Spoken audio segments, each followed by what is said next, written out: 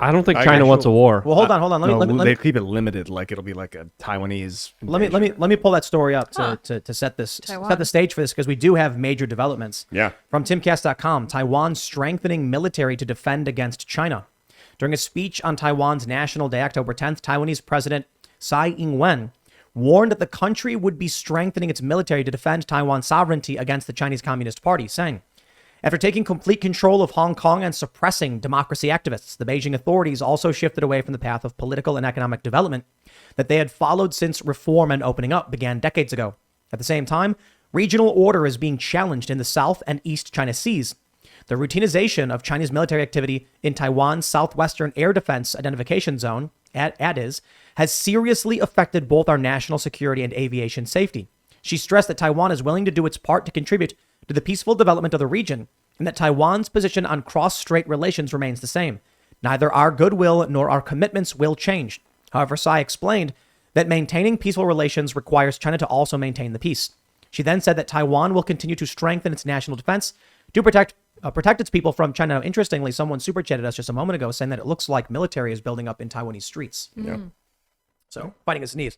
But I know that you were mentioning you had experience in these areas. Yeah. What do you think's going on with this? I mean, is we've been hearing over and over again more and more stories. They've been saying that for a long, long time, and that's one of the things that Taiwan has always been like this big, focus for the United States for a long time. Matter of fact, the first time that the United States ever threatened to use nuclear weapons against an enemy was like Eisenhower back in the 50s. Like, hey, we'll nuke you.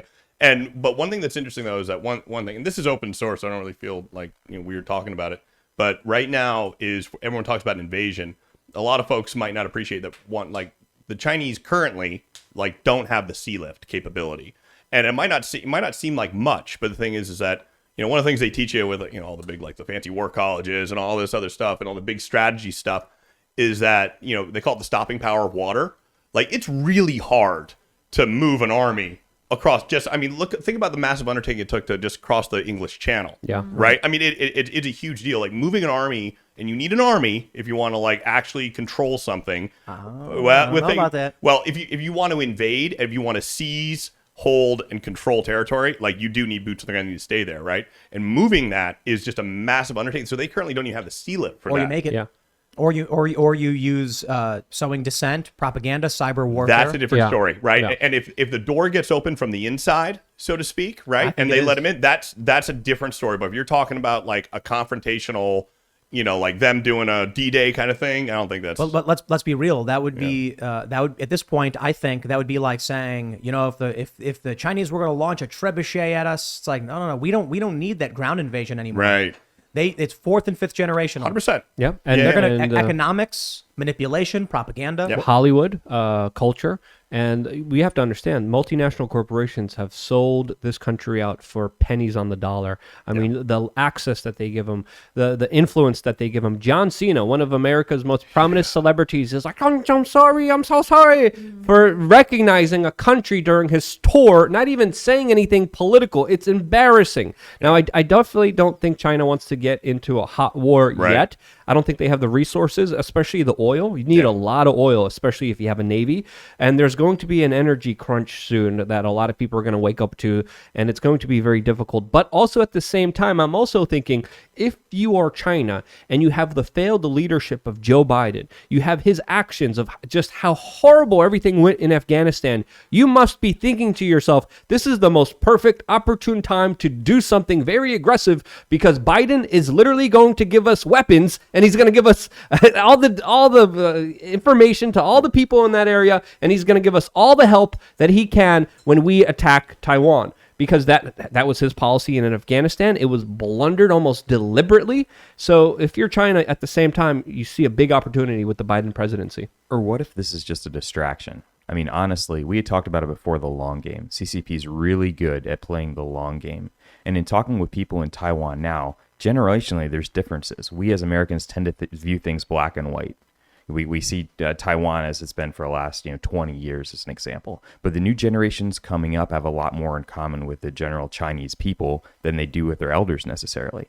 They may not be opposed to becoming one with China. And if you're the CCP looking at the long game, sure, we can do some positioning, we can throw the Americans off, but maybe the long game is truly just waiting it out. Yeah. Because they don't have to do their business. It's in not a 4-year long game. The cycles. war's now. The Yeah. conflict's happening right now. But when they go financially. over willingly, yeah, you're right. There's like 40 flights a day going between Taiwan and mainland China. You know, it's great. Have you guys ever been to China or like anything like that? Have you gone I've been to Hong Kong. Okay. And I've been there for a lot of the Yeah, I know protests you there. were. Yeah. And they were. It was great stuff you did, by the way. This was like street warfare Oh, yeah. levels that I haven't seen before, comparatively maybe to the Yellow Vest movement in France. Yep. But this was like gore, blood, and like seriousness What's on the great streets. if you go through the Beijing airport or the Shanghai airport, which is awesome, it's kind of funny almost, is they'll have an English and there's like go to the terminal, like the domestic terminal, like within China, right, and then the international terminal, right, and then the international is every other country. It says international flights and Hong Kong and Taiwan, Wow. because it's like that's not international, you know. Yeah. Yeah. Like that's how they very much look at it, and but I really do. I think you guys are right. You're right. The war is being fought now. And I think you're also right, Colin, where it comes down to, it's like, look, I think that the generation, I think they're going to open the door from the inside, and they're just going to go over willingly. And it might not be, this year, might not be this decade, but it might be soon. And honestly, that's the smart, if you were China, that's the smart move. Instead of like sending ships over and kicking the door down. Yeah, you don't want to blow it up, right? What's the value of Taiwan? Is it the infrastructure and then what Chips. they're importing stuff from mainland China? Also national identity. National identity. Bannon said it was Silicon Valley West. Okay. That they produce so much of our silicon chips. We've got shortages now, and it's making it impossible to get particularly cars. So an invasion would be bad because you'd end up destroying infrastructure, and that's what they want is the infrastructure. So that do they have tunnels in Taiwan? Is it like an underground?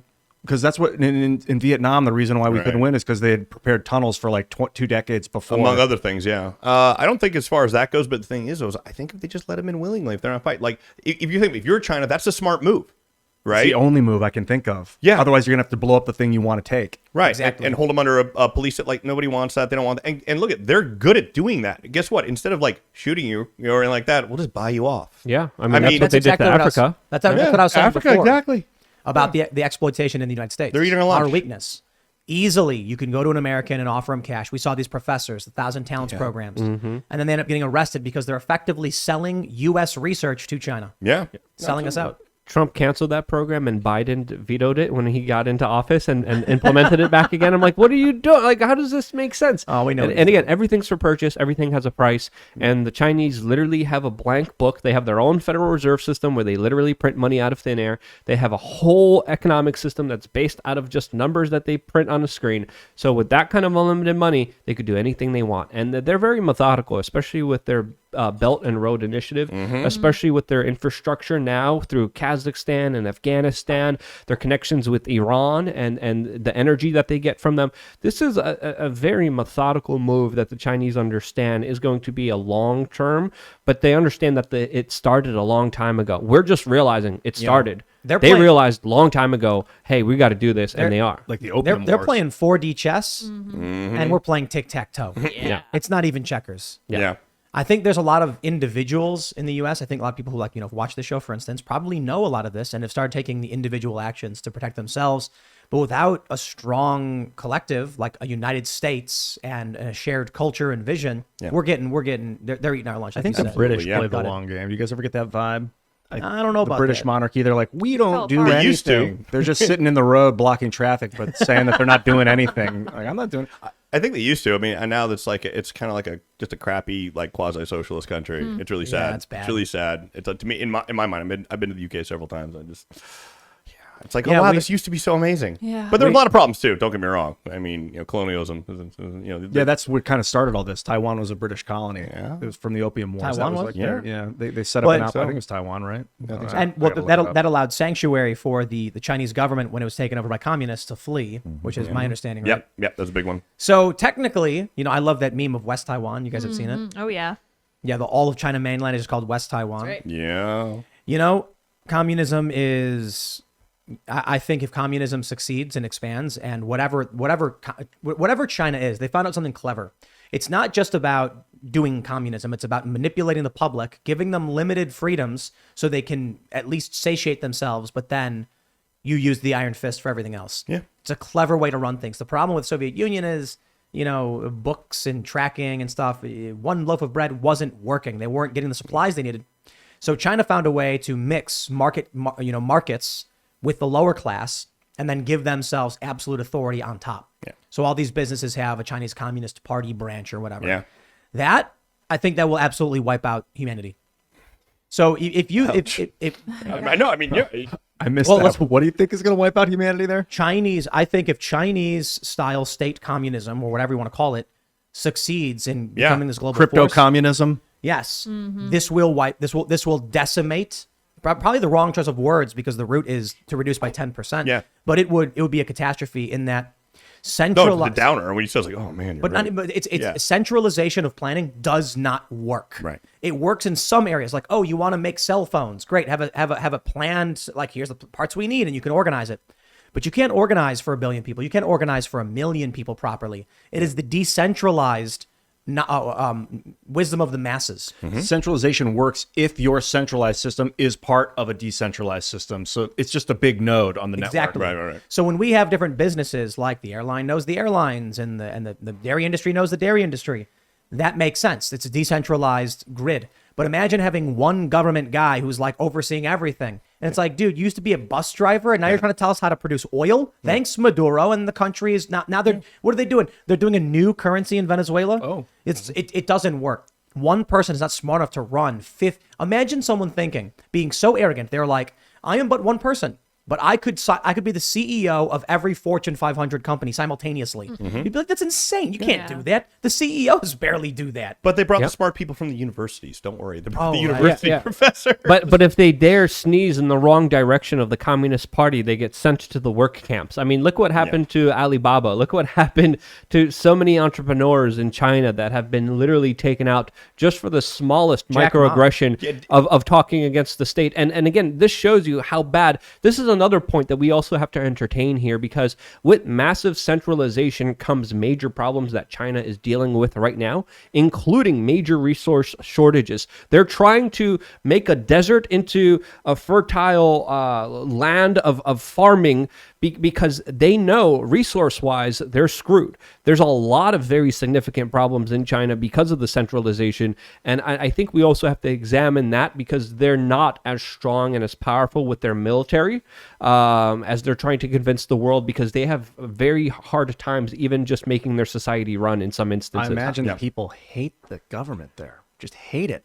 Well, it depends. They're raised as young children to love the state, to obey the state, and they know if they dare even to criticize it, they lose privileges. They lose the ability to send their children into good schools. They lose the ability to travel. They lose the ability to have good internet because they criticized the government or smoked a cigarette in the wrong place or jaywalked. Well, so and- there's also that aspect of it. And consider how you control people with tribalism.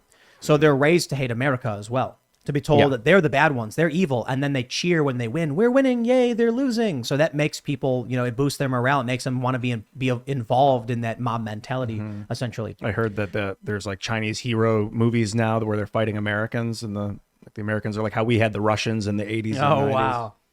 Thanks for checking out this clip from the Timcast IRL podcast. If you want to see the full show, come back to this channel, youtube.com/TimcastIRL, Monday through Friday at 8 p.m., where you can leave comments and super chat, and we actually will read your comments on the show. Don't forget to like, share, subscribe, and if you want exclusive members-only content, segments you can't get anywhere else, go to timcast.com, become a member, and we even have full bonus episodes. Thanks for hanging out, and we'll see you all next time.